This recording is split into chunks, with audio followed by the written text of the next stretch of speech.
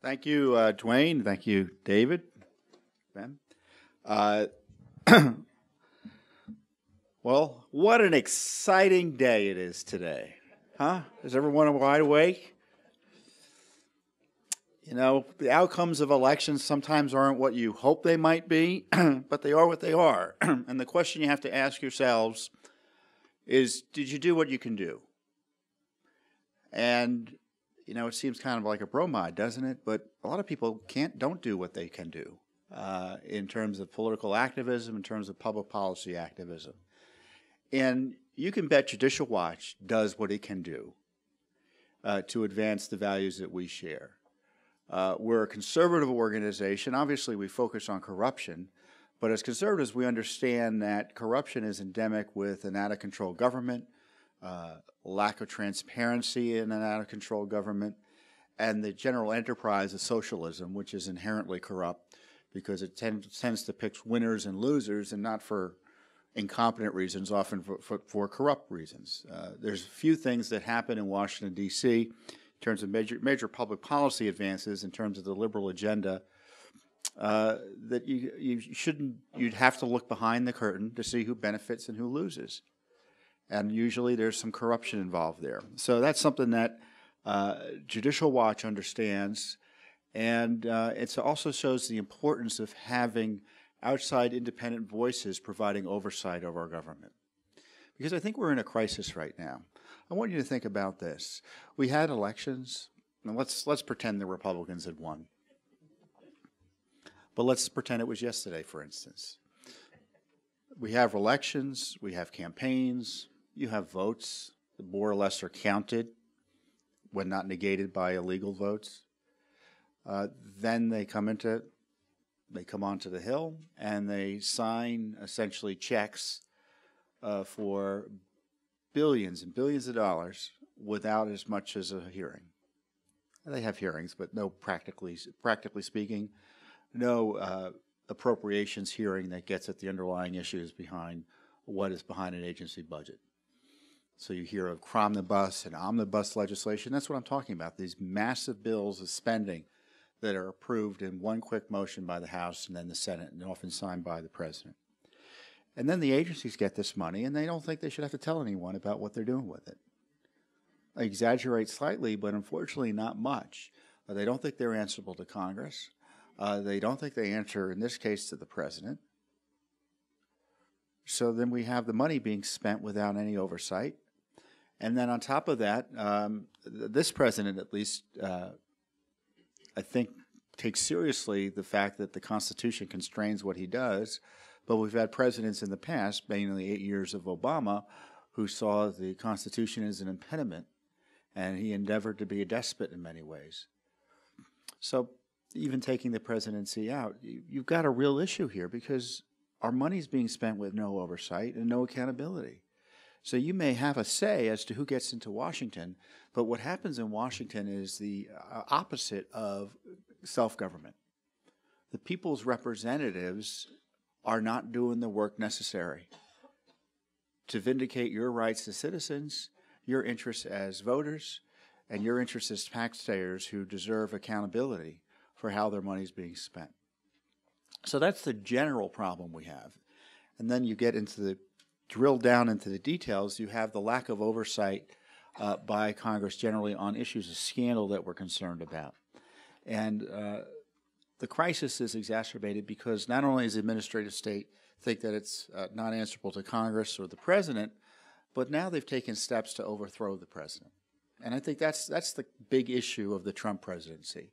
It's one that the House leadership failed to grapple with, and so now there's no longer a majority Republican House. You have, beginning in 2016, let me go back to 2012.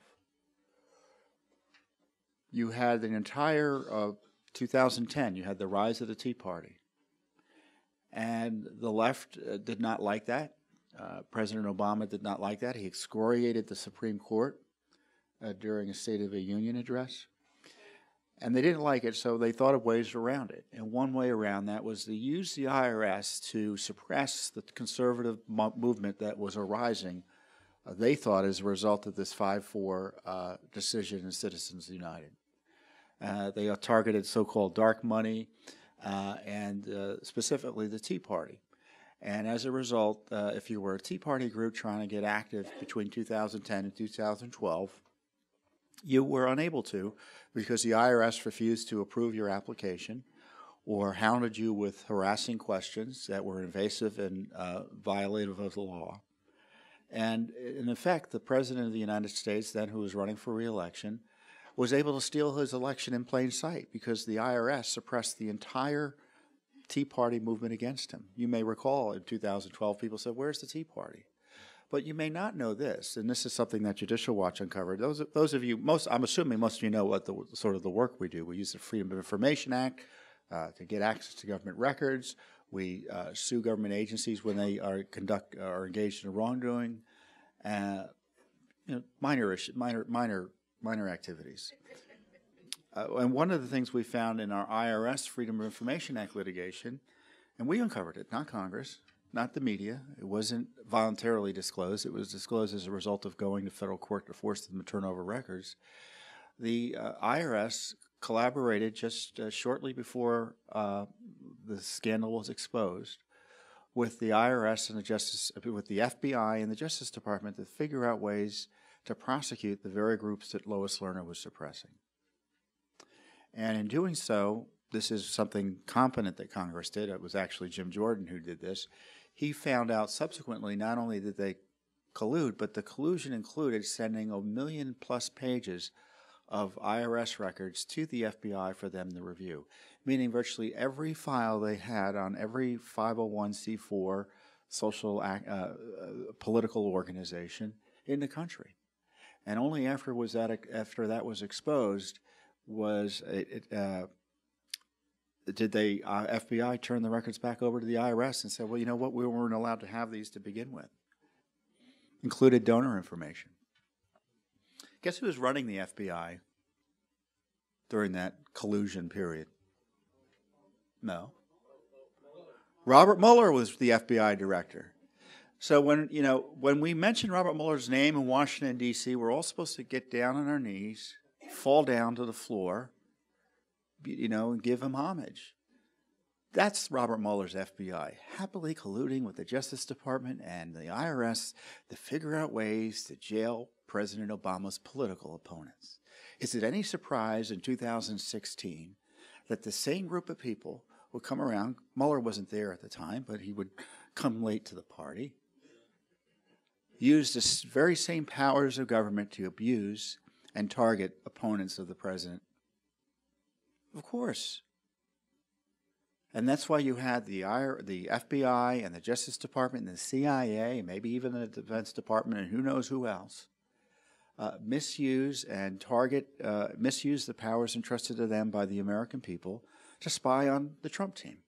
I could go into the details about how that happened and who did what, but you all know. Peter Strzok, Lisa Page, you know the general outlines, right? James Comey, Andrew McCabe, Loretta Lynch, Susan Rice, John Brennan, and at the same time protecting Hillary Clinton from crimes that anyone else would have been arrested for and been prosecuted for. And I don't mean in terms of she should have been arrested. No, because of some vague national security crime. No, she would have been arrested if she were a regular federal employee. She would have been arrested. Some of you are probably former federal employees or current federal employees. 4.5 million people have access to classified information, have national security clearances. All of them know Hillary got away with it. But in many ways, again, thanks to Judicial Watch, and I'll talk about this a little bit more detail, she didn't get away with it, and I'll tell you why. But I'll tell you how we found the documents, because Judicial Watch is the group that uncovered the Clinton email scandal. Again, not Congress and not the media. And I give you all this background to let you know, I'll digress a little bit, that don't worry about what happened in the House. Judicial Watch is here.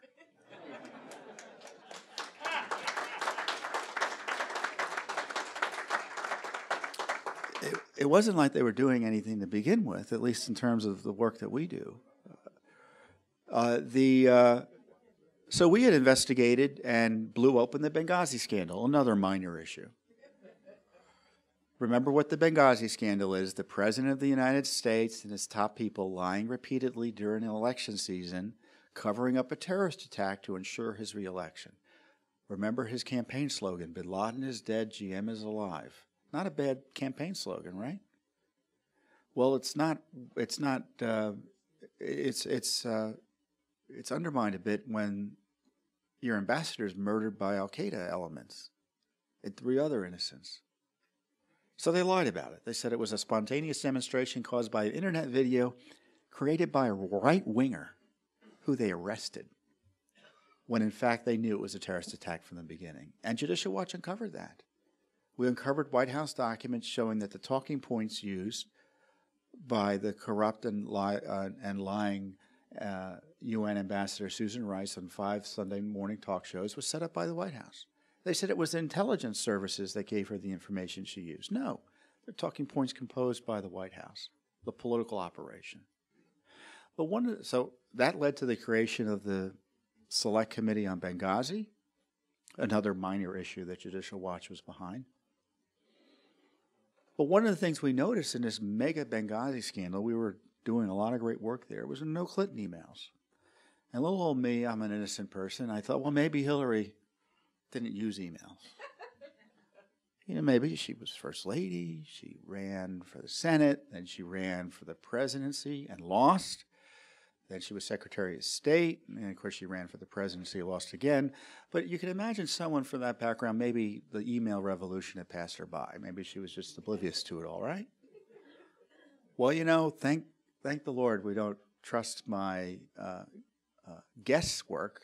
We just do the investigative work to make sure that we're right about this. There are no emails. So we asked again, where are Clinton's emails? And more or less, the government told us, well, we gave you everything other than these other things we haven't looked at yet. And they finally admitted to the Clinton email scandal. And we're still in the middle of it, believe it or not. We had 3 court hearings last month on it. There's another one, I got to figure out when it is, but it's this month, about whether or not she's going to have to answer more questions under oath. And that Clinton email scandal led to the disclosure of not only the scandalous misuse of this private system to avoid Freedom of Information Act requests, congressional inquiries, subpoenas, other demands, but also showed the mishandling of classified information that she lied about, and also exposed the pay-to-play scheme where the State Department was a vehicle for taking care of Clinton Foundation donors. There was no line between the foundation and the State Department. And Hillary Clinton isn't president because of that. We want her prosecuted according to the law, or at least we want an honest investigation. Whether she gets prosecuted or not is one thing. But the idea that Hillary Clinton hasn't been held accountable simply isn't accurate. Because I think if the American people were sitting as a grand jury on Election Day, I think they indicted her, don't you? And she's not president because of this corruption uncovered by Judicial Watch. Now, we didn't do this because Hillary Clinton was running for president. In fact, I didn't think she was going to again, don't listen to me. I run Judicial Watch. I'm not Morton Blackwell. I'm not the political guy. I thought, well, she's not going to run for president. I thought she was just in it for the money there. Well, I was right in one respect and wrong in the other. She was in it for the money, and she was going to run for president. So that's a remarkable development. Now, the question for the Justice Department, and one which hasn't been answered, and I'm trying to get some answers, is why is the Justice Department refusing to do anything about Hillary Clinton? As Jeff Sessions and Christopher Wray, the FBI director, have they endorsed what James Comey and Loretta Lynch did in 2016? That she didn't violate the law or anything she did wasn't worth a prosecution? Is that their view too? I haven't heard them say one way or another what their view is.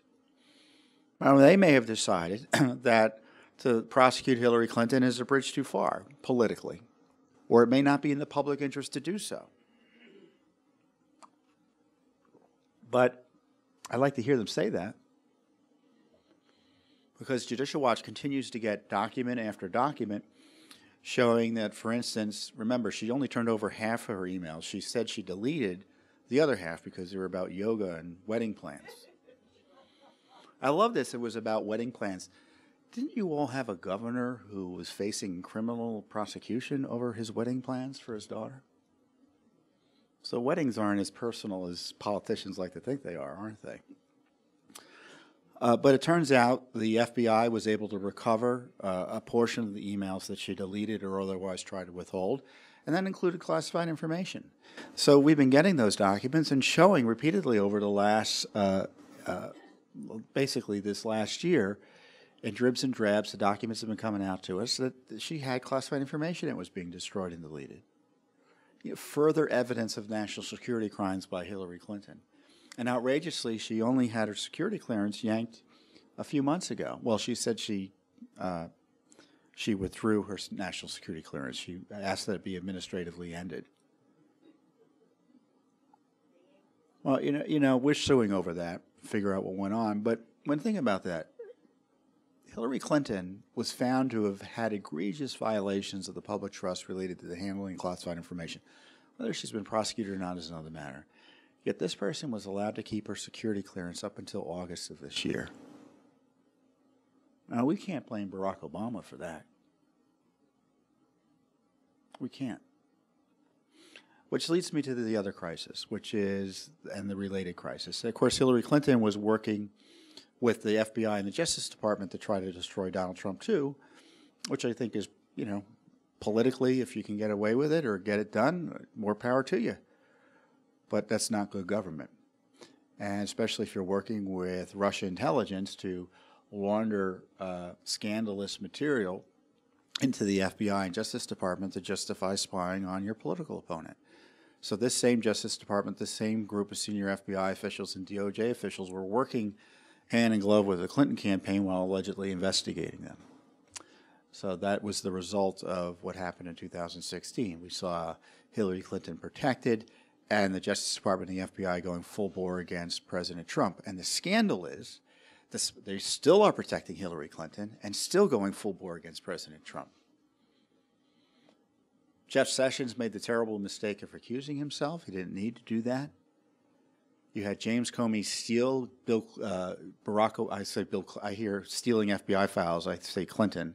No, it was Comey stealing Donald Trump's FBI files, leaking him to the New York Times with the express purpose of getting a special counsel appointed, which the Justice Department happily did. And this special counsel has been harassing and impeding the president ever since. And the harassment is evident. How is he impeded? Well, he's not allowed to talk to the Justice Department about substantive matters related to the corruption that we're all talking about here, the misuse of FBI and Justice Department resources. He's not allowed to get the Justice Department and the FBI to release information or declassify information. He's not allowed to talk to foreign leaders. He's not allowed to do his job as president. Now, I know he is allowed to do all of those things, but because of this harassing special counsel investigation, he's been put in a box. And I remember talking to someone in the White House about this issue with the Justice Department, and they said to me, Tom, one thing we got to understand is after this is all over, we got to figure out a way to bring the Justice Department back into our government. This Justice Department thinks it doesn't answer to the president. Going back to what I said in the beginning, talk about of the agencies that are most out of control, the Justice Department thinks it answers to no one. It has contemptuous of the congressional oversight and Republican oversight. It was contemptuous of the president's directions on this major matter. And so we have this ongoing effort by the president's own Justice Department to investigate him and harass him. And he's not allowed to say anything about it, or so we're told. And more importantly, he's not allowed to do anything about it, or so we're told. So he can't fire Sessions, he can't fire Rosenstein, he can't fire Mueller. Now, I'm not suggesting he do any of that. I think the Mueller investigation should be shut down. But it's a significant constitutional crisis. Now, Democrats are going to come into the Congress, and of course they've been able to use the Justice Department to harass and abuse the president. They're happy to have Mueller operating. But of course, the Republicans, did you hear any Republicans talk about Mueller in any significant way? Even our friends? Anyone talk about bringing Mueller in to testify about his inability to find any Republicans to work for him? Basic issues like that, about the corruption behind his appointment, about the fact he had Peter Strzok, this anti-Trumper, leading his investigation, and then having to axe him because of these text messages showing he was an anti-Trumper, but hiding that from the American people for 4 months. Where's the accountability for Robert Mueller? Well, we're not going to get it. We didn't get it from the Republican Congress. They were afraid.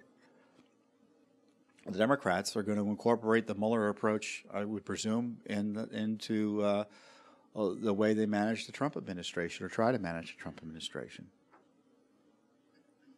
So I don't see much in the way changing there. And recall the oversight and the FISA warrant applications that we uncovered that first time they've ever been released, and we got them out. They showed that the FISA court was misled by the Justice Department and the FBI during both the Obama and Trump administrations to get spy authorization on the Trump team. We received other documents showing that Christopher Steele, who is one of the foreign national that Hillary Clinton was working with to destroy Donald Trump, and that the FBI was working with to destroy Donald Trump, had 13 meetings in 2016 with the FBI. 11 of them resulted in payments to him. And those meetings continued until, I think, October or November, and then the FBI said that he's not to be used as a confidential human source anymore. He's not to collect intelligence, yet they continued to do so nevertheless. The fact that he had, despite the fact that they had concluded that he was not appropriate to use as a confidential human source because he was leaking stuff. The FBI, we'll give you some info, you give us some info. That's how it works with some of these sources. And they don't like it when it gets leaked to the media. But they continued to use Steele through Bruce Orr, a Justice Department official, and more directly, I think, through Peter Strzok and others. Outrageous scandals. And the House is focused on that quite ably in many ways. There's been pressure to release more information by the president. Pressure on the president to release more information. I thought he was going to do it, but then he deferred to the deep state. I don't understand why he did that. But there's never been a focus on Mueller directly. And I really think there's this constitutional absurdity of the Justice Department investigating the president for his official acts.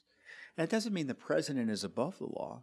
It just means that the Constitution needs to apply to this situation. You can't force the president to investigate himself. It's absurd. Who does Mueller report to? The president. And he's being investigated for firing Mueller's boss, that Mueller, for a position that Mueller applied for or talked to the White House about taking. A firing that was approved by the guy who appointed Mueller, Rod Rosenstein. I mean, it's a circular firing squad, and constitutionally, it's an abomination. Now, the other side of that coin is if they want to investigate what the president did in his official capacity, the constitutional way of doing that is through congressional oversight. But even that is limited by the Constitution because the president is a separate branch of government. And Congress obviously has an interest, and you get into your traditional back and forth between Congress and the president. And it will be a lot of yelling and screaming, which is not unusual in Washington, D.C., but at least it's constitutional yelling and screaming, the typical tension between Congress and the executive branch in oversight fights, as opposed to the Congress hijacking the Justice Department to harass the president. I mean, imagine you're president of the United States. Every time you have to talk to Russia, You're worried that special counsel's listening in or going to be asking you questions about it? And since the special counsel has a virtually unlimited view of the scope of his authority, maybe every communication he has with anything that is almost indirectly tied to Russia is subject to scrutiny. And I don't think the president should be harried that way. So Judicial Watch is second to none in investigating what's going on with this deep state attack on President Trump. We have over 30 Freedom of Information Act lawsuits. We've had key disclosures as a result of those lawsuits. And it looks like our work is going to be more important than ever. I know it's hard to say how important our work was and then say we're going to be even more important, but it looks like we're going to be even more important because the House is going to focus on irrelevancies. They can do their investigations into issues they care about. But one of the first things they said, and I'll close with this, and I'll leave it open for questions because you probably all want to do a little therapy. They said they were going to get President Trump's tax returns. The abuse begins immediately, doesn't it? They just can't help themselves. Now, tax returns under the law can be reviewed by, I think, the chairman or responsible leadership of the House Ways and Means Committee. They have the right to review tax returns privately. But there's got to be a lawful reason for doing so. They were investigating, for instance, the IRS scandal, so they needed to review private confidential tax information of American citizens and organizations in order to do that work. But to use that power to force the President of the United States, who's not required to make public his tax IRS information, that's just a habit that some presidents have gotten into. So some have, some haven't. It's basically since Nixon. There's no good faith basis for having your political opposition review, even if it is the so-called first branch, the first branch, to review one's tax returns. Is that going to be the standard, that because we don't like you, we're going to look for your tax returns because we don't like you and we think you're a crook? We're just going to use it as an excuse to get your tax returns and look at them in terms of a fishing expedition? I hope the president resists that strongly. And then, of course, you'll get your typical subpoena fights, more or less. But the minuscule oversight that I've been talking about is going to stop in the House and on the issues that we care about: the overthrow of the Constitution, the overthrow of the presidency, things like that. So Congress isn't going to do that work anymore. You may get Chuck Grassley in the Senate that keeps on doing it, but it's going to be Judicial Watch. It's going to be the only vehicle for getting this material out there now. The House was an imperfect vehicle because they didn't release all the material they got because Congress isn't subject to the Freedom of Information Act. So to the degree you've been supporting Judicial Watch, I want you to increase your support and recognize that it is essential that we make this anti-corruption, government accountability mission as much a part of our conservative outlook as lower taxes, defending human life, a strong national defense, and economic liberty. Because all of those will be secondary and we'll never get anywhere if our government thinks it can do whatever it wants to put us in jail and target us. It's the IRS targeting the citizenry and the organizations that were representing citizens, and then they targeted the candidate Trump, then they targeted the president. Look what they did to Justice Kavanaugh. No rules. Well, we need the rule of law, and you can count on Judicial Watch to promote it and try to protect it. And all we can do is what we can do, but you can bet we're going to do it. So thank you very much for your attention. I'll leave some time for questions here.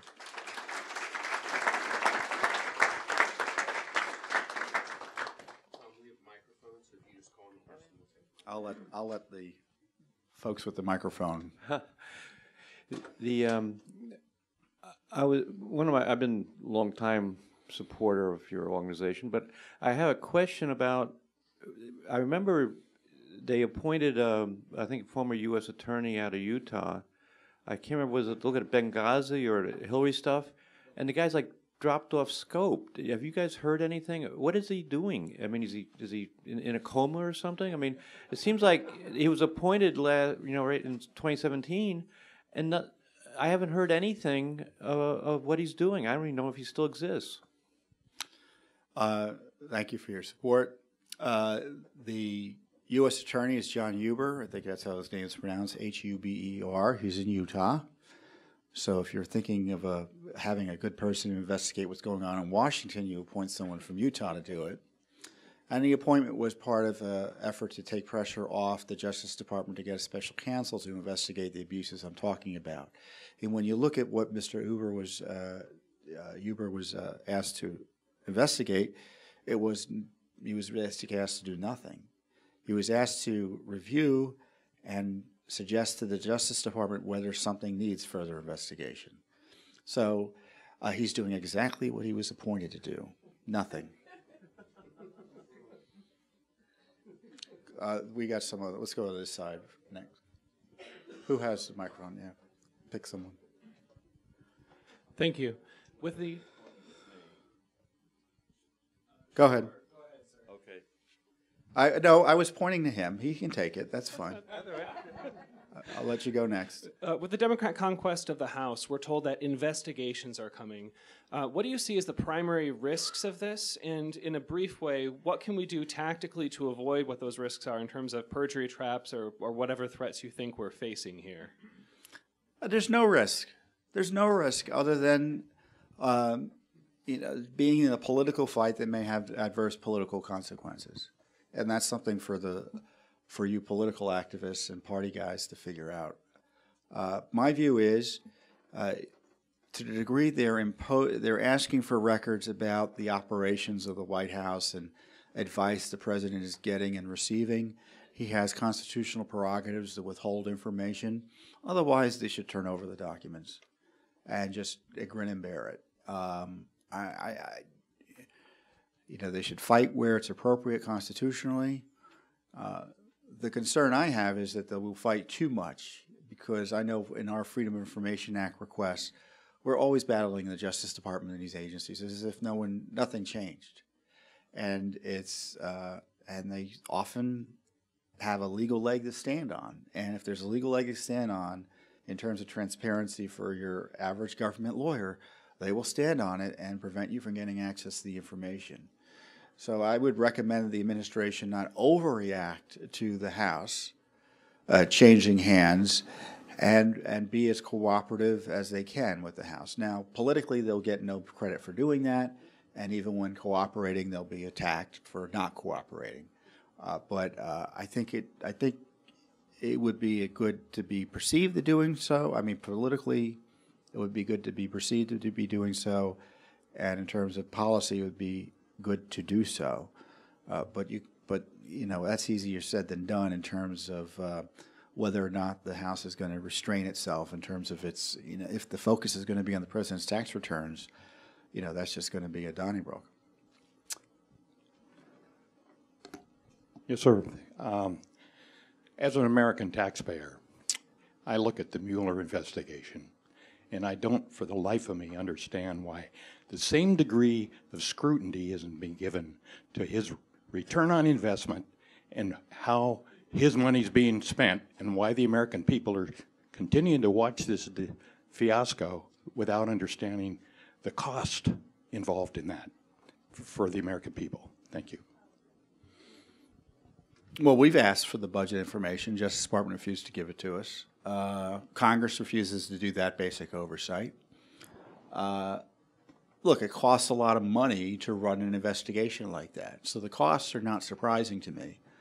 What is surprising is the blasé attitude by members of Congress over an investigation for which you don't need a special counsel. Much of these prosecutions were not related to the campaign.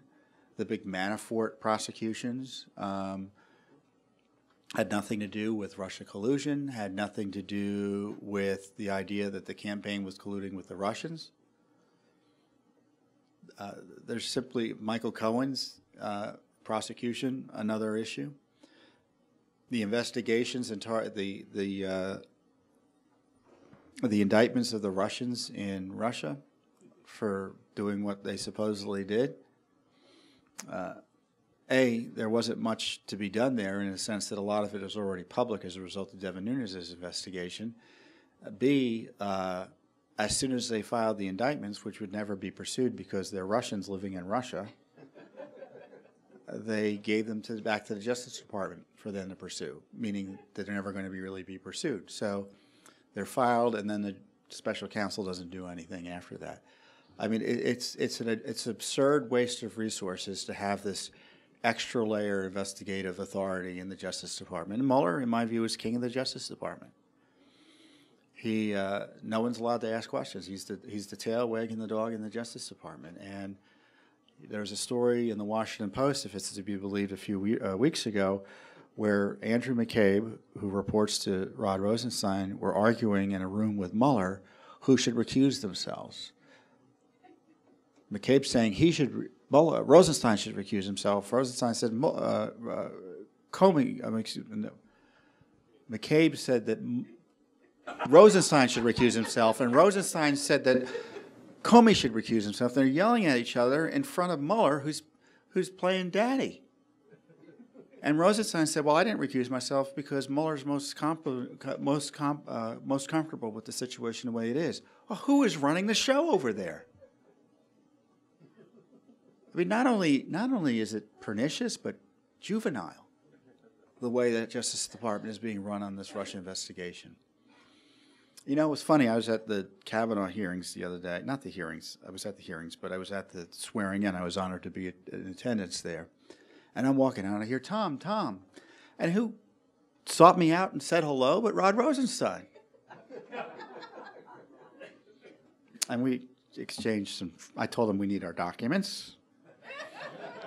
He said something quietly in return. And the one joke I did make, and he laughed, I said that, well, you know, the reason they don't like Justice Kavanaugh on the court, the left, is because when Barron Trump is running for president, Justice Kavanaugh may still be on the Supreme Court. And he laughed at that. It's not really that funny, but he laughed. But the point is, he's a political guy, you know. I don't think I don't call him to be fired every other day, but I'm certainly no friend of the Rosenstein approach to the Mueller operation. But I mean, we've all met politicians. It doesn't matter how much you criticize them; they just think you're buddies. If they see you in person, it doesn't matter to them. Yes, sir. Your turn now.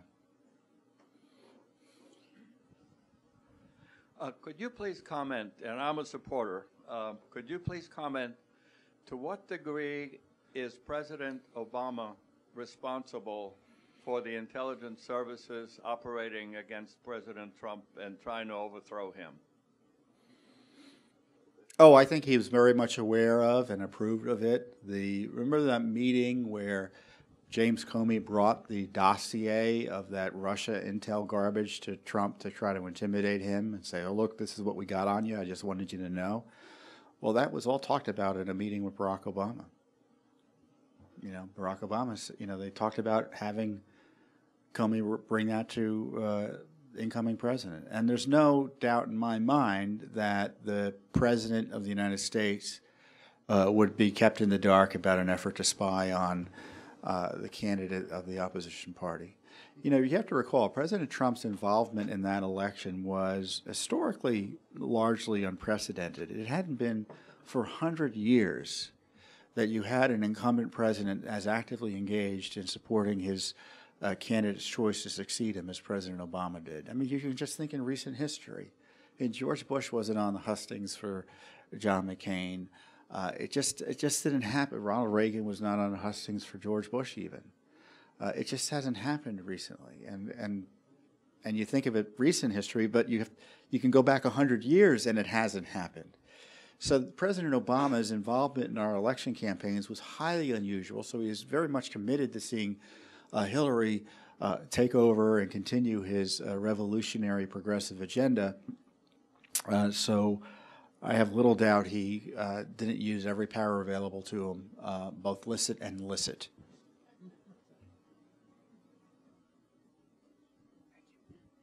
This may be a little bit outside your wheelhouse. First of all, we're supporters too, and every month when I get your newsletter, I read something else that outrages me.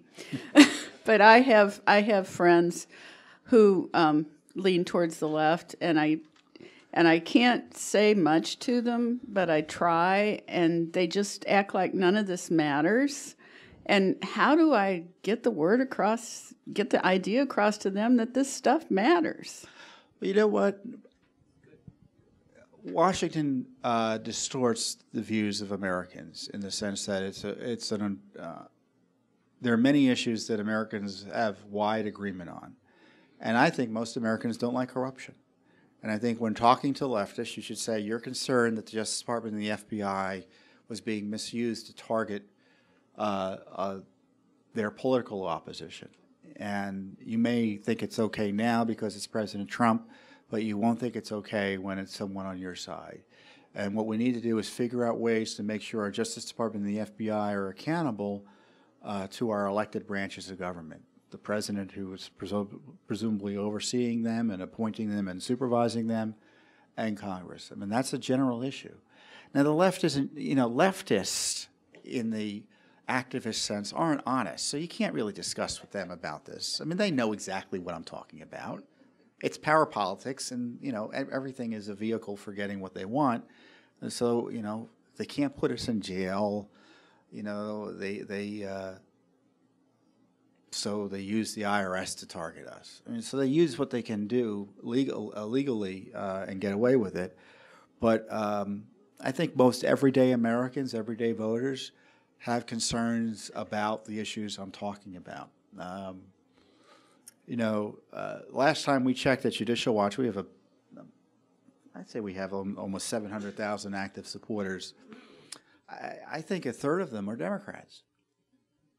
I mean, and of course that just makes sense. Who's in favor of corruption? Who's in favor of corruption? Who's in favor of government secrecy? No one's going to say they're in favor of corruption and government secrecy. Sometimes I will, in terms of government secrecy, because I don't think everything should be published. But most Americans agree with us generally. It's the specifics, so don't get into the specifics. Talk about the general idea of being anti-corruption. Yes? You mentioned towards the end of your presentation, just as a kind of aside, that Congress exempted itself from the Freedom of Information Act. In the history of the deliberations and when that act was enacted, do you recall what the rationale was, that what they gave, that why they should be above the law? Well, I don't know if they exempted themselves per se, as opposed to setting up a law to make sure that the president, the executive branch, is subject to the Freedom of Information Act. The law was enacted in 1967 or 68, so I don't recall whether that issue came up. I've raised it repeatedly when I testify. As was noted in the intro, I do testify regularly. And there are members who kind of acknowledge about FOIA should apply to Congress, but they don't want to do it. I mean, you could just imagine why they don't want to have FOIA apply to Congress. Look at those sexual harassment claims that have been, and it's constitutionally it's an odd thing, because then Congress would be subjecting itself to potentially oversight by the courts, right? You could have the president file Freedom of Information Act requests. How would that work? So you can understand why it might be one of these constitutional conundrums that you may not be able to get to. But I'm convinced that both the judiciary at the federal level is also not subject to FOIA, that you can get access to information about Congress's general operations administratively, for instance, while protecting the prerogatives of individual members who are maybe constitutionally like all little mini presidents in terms of having their internal deliberations and communications protected. So I think there's a way of threading the needle that gives more transparency to the American people about the way Congress operates while protecting the constitutional prerogatives I think we would all agree Congress has if we thought about it in terms of our Republican form of government that the Constitution set up. I'm always happy to work that through with members. Maybe Nancy Pelosi will be interested in doing it. Hey, don't laugh. Judicial Watch was one of the few conservative groups that worked with Nancy Pelosi to reform the ethics process on the Hill. So we've worked with her in the past.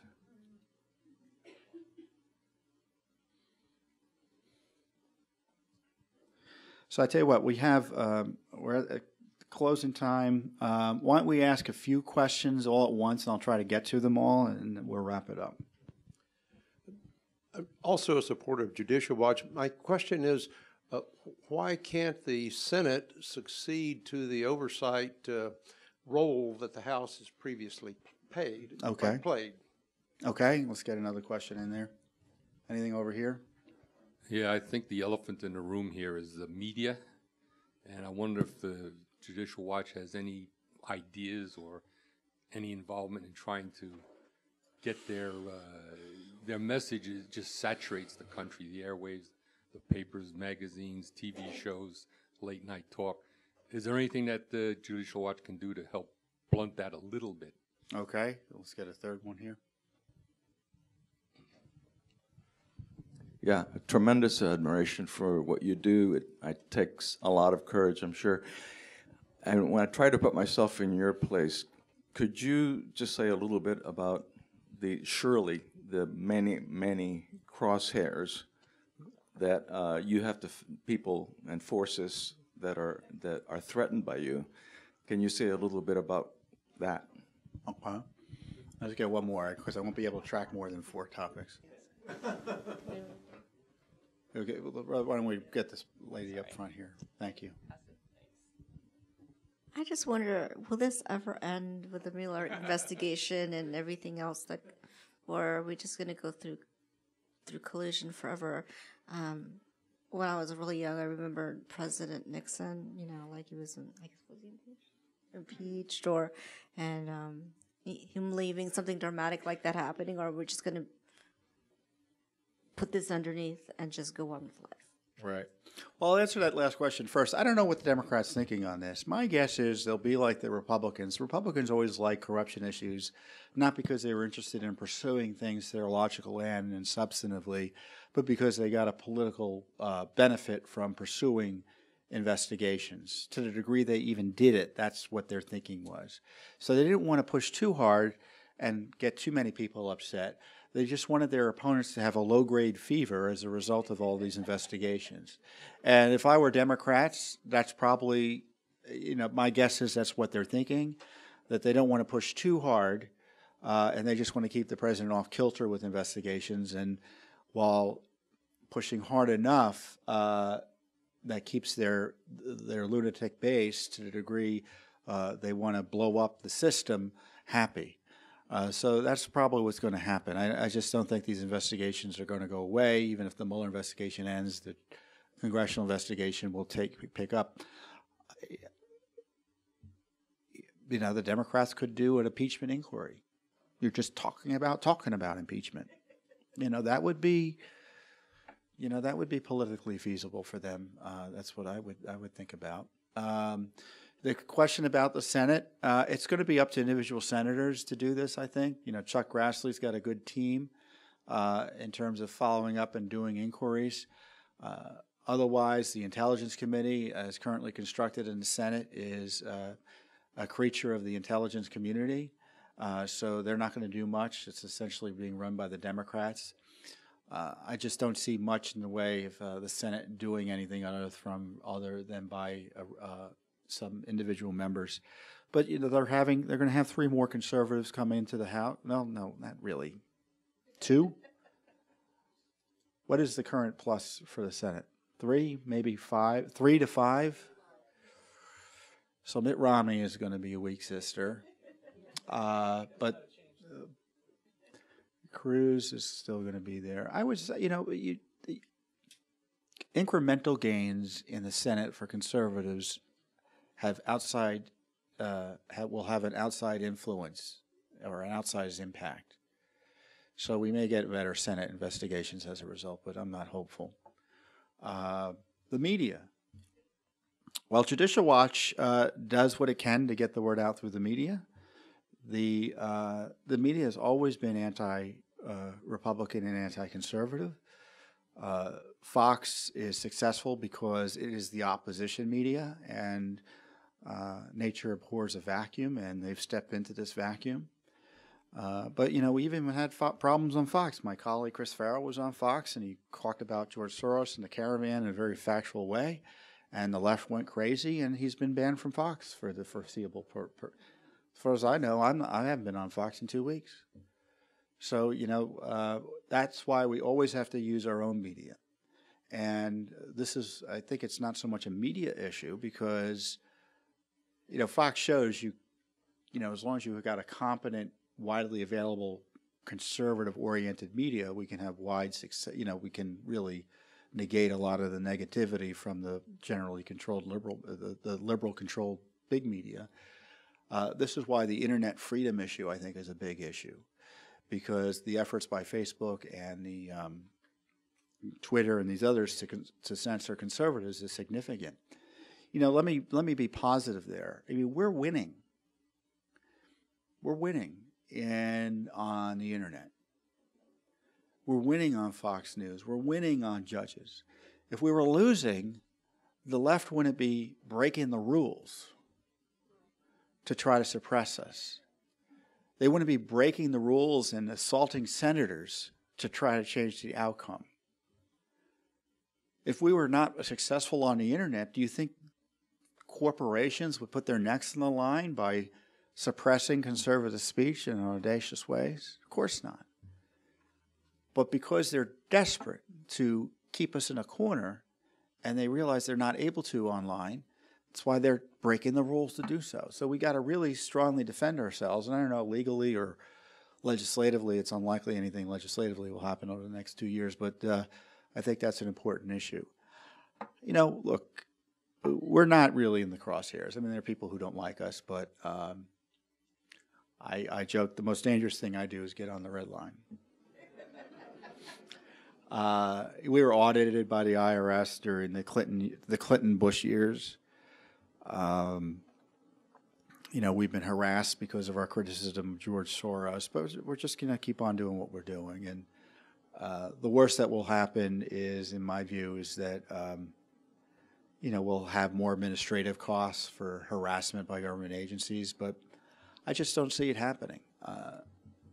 If we go down or get into trouble, it will be because of mistakes we've made, and we endeavor not to make mistakes. I mean, when you see me on TV, I'm just as crazy as you all are, but I try to keep it factual. I try to be strong and direct in my conclusions about what the facts show, but it's kind of hard to argue with someone who's coming on to disclose what's in a government document. So by keeping things factual and honest and direct, I think you kind of protect yourself from too much in the way of criticism. It does not mean that they won't not criticize you, as Chris Farrell showed, but take it on Soros, you get significant pushback. You're being called anti-Semitic or racist. I didn't know George Soros was Jewish until I was told criticizing him was anti-Semitic. Because that's not why we do the work we do. George Soros has $1 billion to spend this year, and he's getting tax dollars to do his work as well.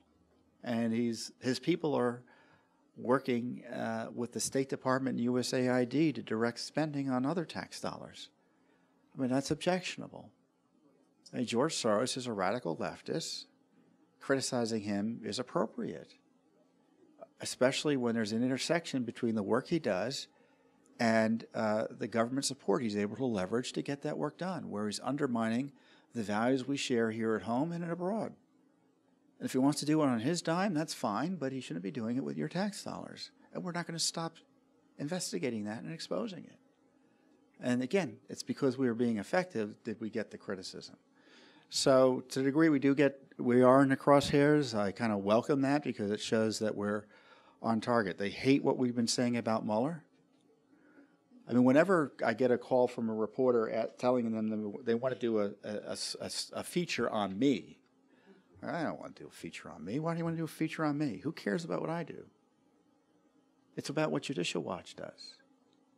So at the beginning of the year, they were talking about, how criticism of Mueller went from the fringes to the mainstream, and they gave credit to Judicial Watch and me for doing it, as opposed to millions of Americans who are critical of Mueller. You know, Judicial Watch is only successful if we're representing you well. I mean, if I'm saying things that don't make sense to people or aren't, that people feel like they're not being vicariously, you know, that I'm not, they are living vicariously through our work in the sense of getting their work, their policy objectives achieved, we won't be successful. And the only reason that Judicial Watch is successful is because we're a team. And our team happens to compose, if you know, 40 to 60% of the American public when you think about it. So that's why we're successful. And as long as we keep on being committed to our mission as I've described it and just doing the hard work that I think Americans want us to do in light of the fact no one else is doing the hard work in Washington. I often say in the land, what's the old phrase? You know, everyone says Judicial Watch does all this great work. You know, I don't want to denigrate our work, but in the land of the blind, I mean, we're just asking questions that you all have, that no one else wants to ask because they're politicians and for other silly reasons. So we're happy to be able to do the work, and I'll just close and say, God bless America, because there's no other country in the world that would allow a Judicial Watch to do the sort of things we do.